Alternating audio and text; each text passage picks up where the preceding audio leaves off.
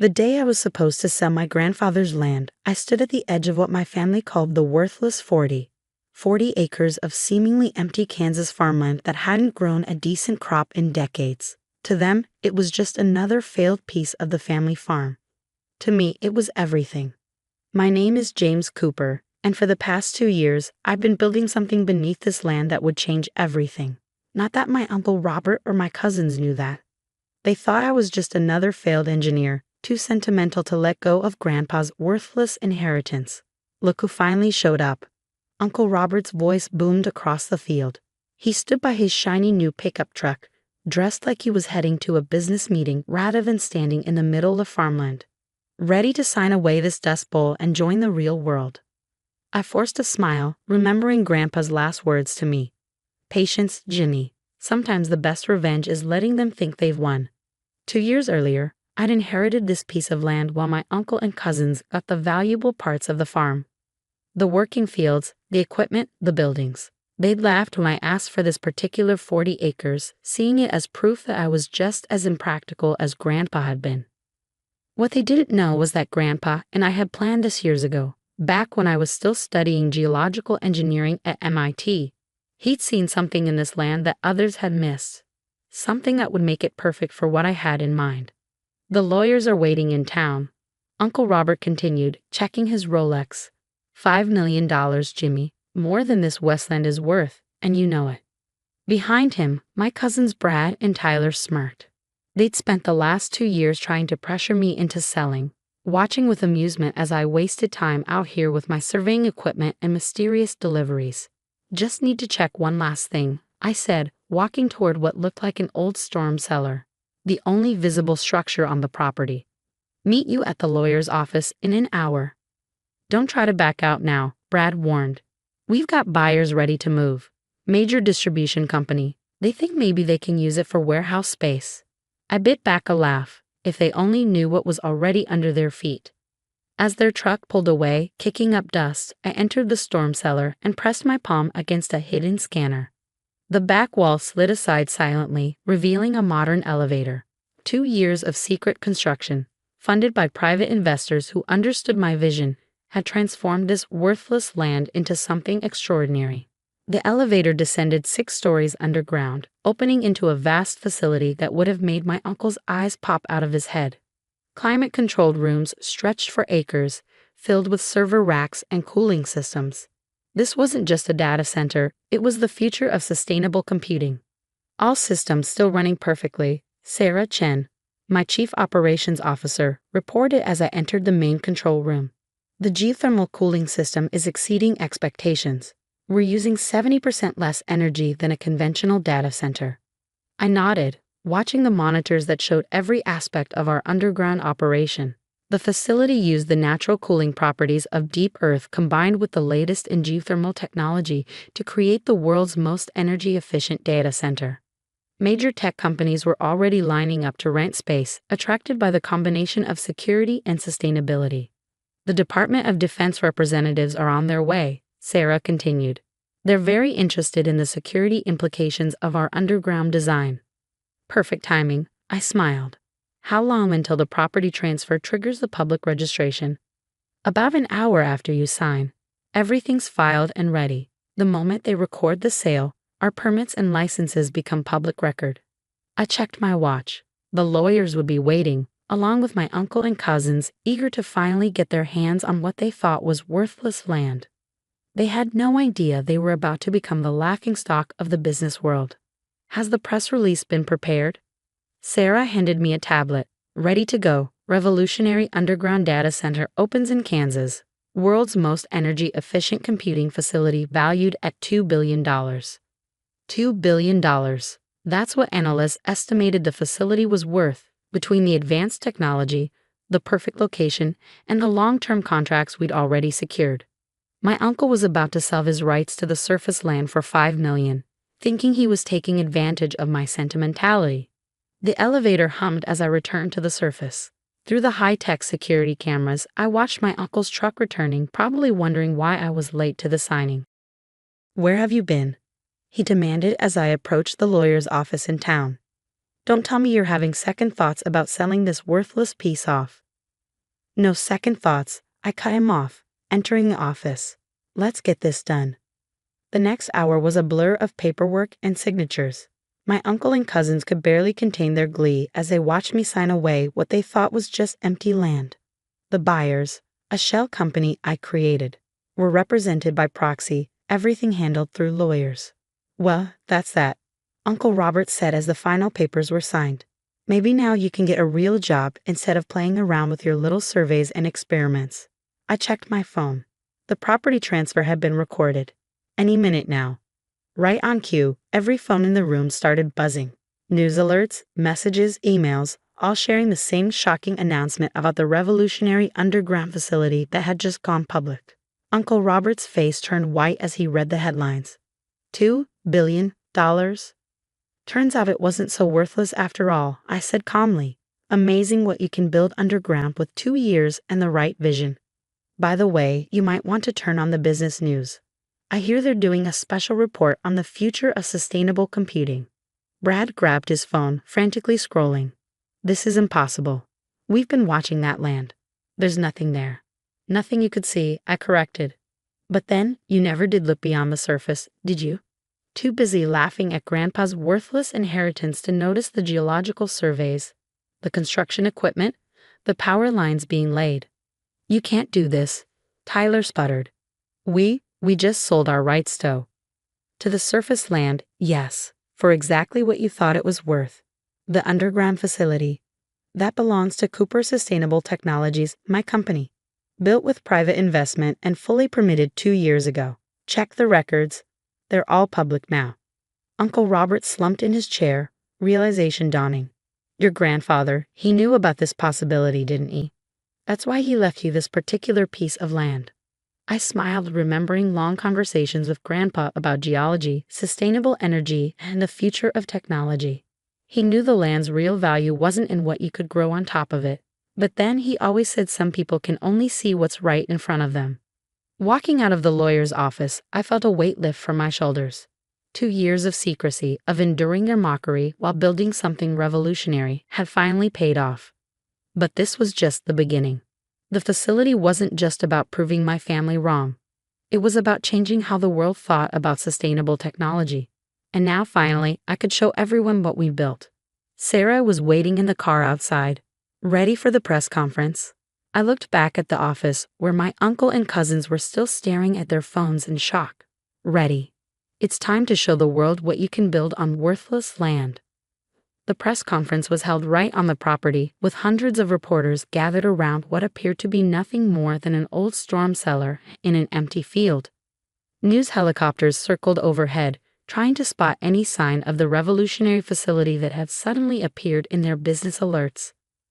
Ladies and gentlemen, I began, standing at a podium with Sarah beside me. Welcome to the future of sustainable computing. As if on cue, the ground began to vibrate slightly. Behind me, sections of the earth slowly separated, revealing massive glass panels set into the ground. Through them, reporters could see the first level of our facility, a stunning array of servers and cooling systems, all bathed in soft blue light. What you're seeing is just the surface. Quite literally, I continued. Cooper Sustainable Technologies has built the world's first underground geothermal data center, using the Earth's natural cooling properties to create the most energy-efficient computing facility ever designed.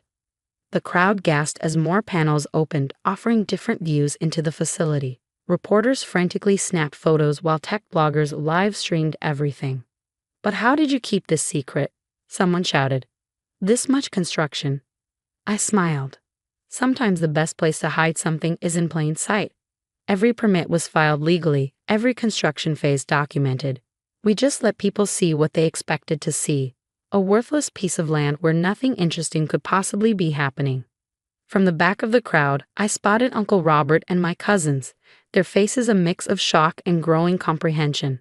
They'd spent 2 years watching trucks come and go, seeing construction equipment at work, but had been so convinced the land was worthless that they'd never questioned what was really happening. Mr. Cooper, a reporter from the Wall Street Journal, stepped forward. Sources say you've already secured contracts with major tech companies and possibly the Department of Defense. Can you confirm? Before I could answer, A convoy of black SUVs pulled up. Men in suits emerged, led by General Sarah Matthews of the Pentagon Cybersecurity Division. "We can confirm that," the general announced, joining me at the podium.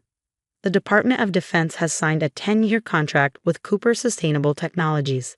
The facility's unique design offers unprecedented security advantages, and its sustainability metrics align perfectly with our green energy initiatives." The announcement sent shockwaves through the crowd. Pentagon contracts were the holy grail of tech infrastructure, nearly impossible to get, but guaranteed long-term stability once secured. "The future of computing isn't just about processing power," I continued. "It's about sustainability, security, and thinking differently about how we use our resources. Sometimes what looks like worthless land to some people is actually the perfect foundation for innovation." After the press conference, as reporters were being given carefully controlled tours of the upper levels, Uncle Robert approached me. He'd lost his usual swagger, looking older and somehow deflated. "Jimmy," he said quietly, "your grandfather, he knew about this potential, didn't he? That's why he specifically left you this piece of land?" I nodded. He understood the geology, the natural cooling properties of the limestone formations under the property. He knew it was perfect for what I wanted to build. But he also knew something else. "What's that?" "That you'd never see its value. You'd be so focused on traditional farming, so sure that land was only good for what you could grow on it, that you'd never look deeper." Brad and Tyler joined their father, both looking uncomfortable. "But all those trucks, the construction." Brad began. "You saw exactly what you expected to see," I said. "Some failed engineer playing with his inheritance, probably wasting time and money on another crazy scheme. Just like you thought Grandpa was crazy for keeping this worthless piece of land all those years." "We were wrong," Tyler admitted, surprising me. "About the land, about you, about everything." Sarah approached with another group of visitors, CEOs from major tech companies eager to tour the facility that was revolutionizing their industry. "Excuse me," I told my family. "I have some real business to attend to." The next few months transformed everything. Cooper Sustainable Technologies went public, with our initial stock offering breaking records for a tech infrastructure company. The facility's innovation earned awards for environmental design and energy efficiency. More importantly, it sparked a revolution in how people thought about sustainable technology. Other companies began exploring underground facilities, looking for ways to use natural geology to their advantage. Uncle Robert tried to contest the land sale, of course. His lawyers argued that he hadn't known of the facility's existence when he sold his surface rights. But every permit, every document, every phase of construction had been legally filed and publicly available. He just never bothered to look. "Your cousin's quite something," I overheard General Matthews telling Brad at a facility tour 6 months later. "He saw potential where everyone else saw worthless land. That's the kind of vision we need in this country." Brad's face reddened. "Yeah, we kind of missed that." The facility expanded over the next year, adding new levels and innovations. We bought surrounding properties, paying fair market value, unlike my uncle's attempted lowball purchase of my land, and built a sustainable technology campus that transformed the region. One afternoon, as I stood in the main control room watching our systems operate at peak efficiency, Sarah brought me a familiar-looking box. "Found this in the old storm cellar," she said. "Thought you might want it." Inside was my grandfather's old geological survey kit, the one he used to first identify the unique properties of this land. With it was a letter I'd never seen before, dated just before his death. "Dear Jimmy, by now you've probably built something amazing on that worthless 40 acres. I knew you would. Not just because you understood the science, but because you understood something more important. That true value isn't always visible on the surface. Your uncle and cousins will probably be angry when they realize what they missed. That's natural. But remember what I taught you. Success isn't about proving others wrong. It's about proving yourself right. I left you that land not just because it was perfect for your vision, but because you were the only one who ever looked beyond its surface value. You saw possibilities where others saw limitations. Build something that matters, Jimmy, something that will last. And remember, sometimes the best revenge isn't in rubbing their noses in their mistakes, but in showing them a better way forward. Love, Grandpa." I looked up from the letter to see Uncle Robert standing in the doorway of the control room. He'd aged in the past year, the family's embarrassment over missing such an obvious opportunity weighing heavily on him. Your grandfather was a smart man, he said softly. I just never understood his kind of smart. Would you like a tour? I offered. A real one this time, not just the parts we show the press. He nodded, and for the next hour, I showed him everything. The innovative cooling systems, the geothermal generators, the security features that had impressed the Pentagon. For the first time, he actually listened. We were so wrong, he said finally, watching the servers hum efficiently in their underground home. Not just about the land, but about you. About everything. It's not about being wrong or right, I told him, remembering Grandpa's letter. It's about being willing to see possibilities. Sometimes they're hiding right under our feet. The facility continues to grow and innovate. We're developing new technologies, pushing the boundaries of sustainable computing. The Worthless 40 has become a symbol of innovation in the tech world. Brad and Tyler eventually came to work for the company, starting in entry-level positions and working their way up. They learned to see beyond the surface, to understand that true value isn't always in what's immediately visible.